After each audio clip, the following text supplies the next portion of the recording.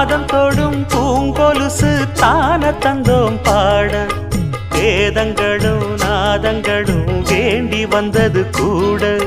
பாதங்களை பார்த்ததுமே பார்வலிய மேல வேதனைகளை மாத்திடும் அவ விரிஞ்ச செண்பகச்சோல